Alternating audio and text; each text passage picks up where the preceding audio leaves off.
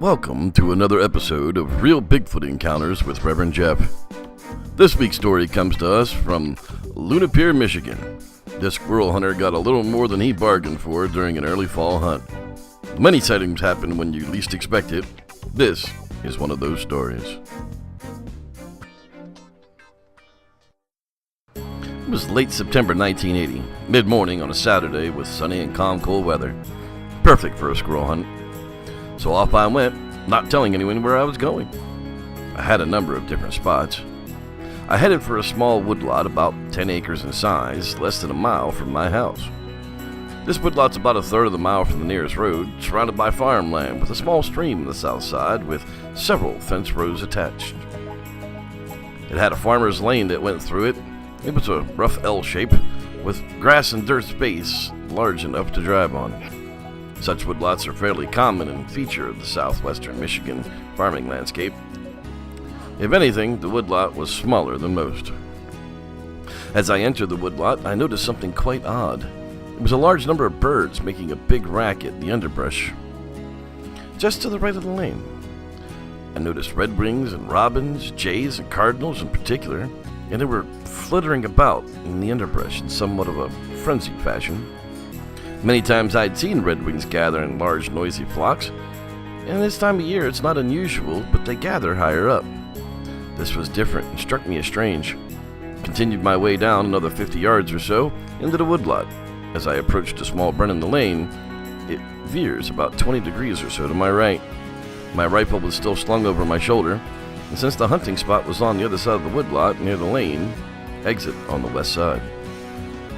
At the bend in the lane, I was still glancing back at the bird commotion. When I turned my head forward again, I froze in shock and terror. Standing about 25 yards away was a huge furry creature, towering 7 feet into the air and standing just like a man.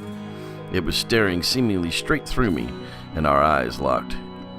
It stood in the underbrush just off the left side of the trail. I could not see below the waist, but I could see everything else.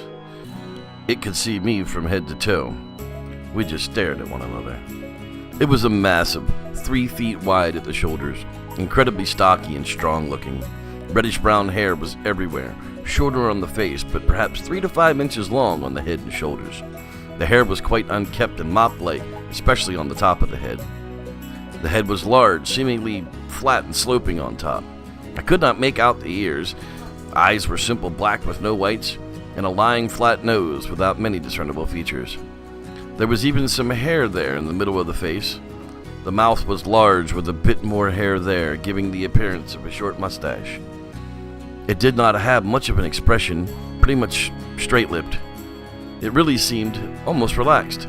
Its arms hung at its side, with the hands in the underbrush. There was no signs of aggression whatsoever. Perhaps that's what kept me from panicking, and neither it nor I moved a muscle. That eerie stare seemed to last forever. My mind raced, desperate to escape.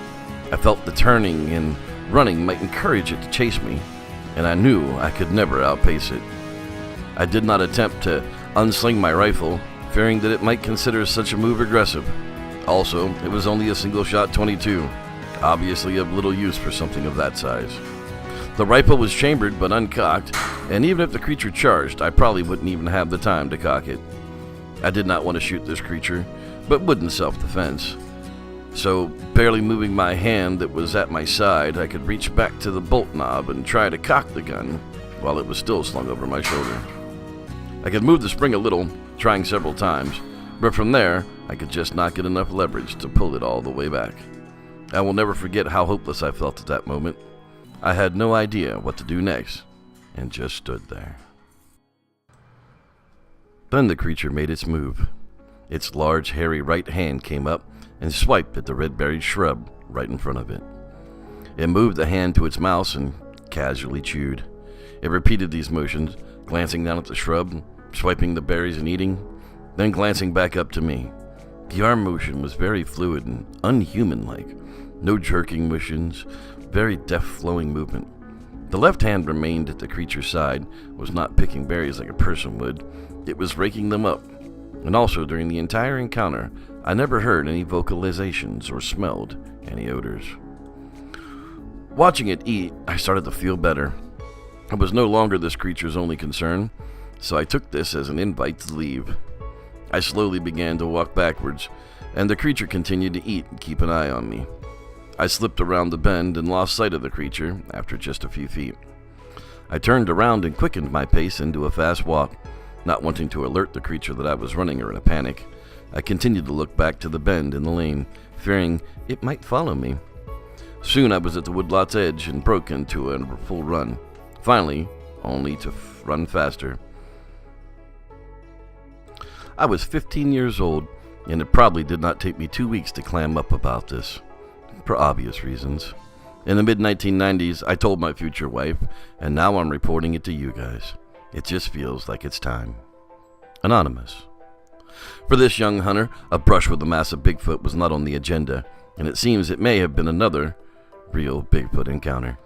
Thanks for watching. I'm Reverend Jeff, and may the Squatch be with you.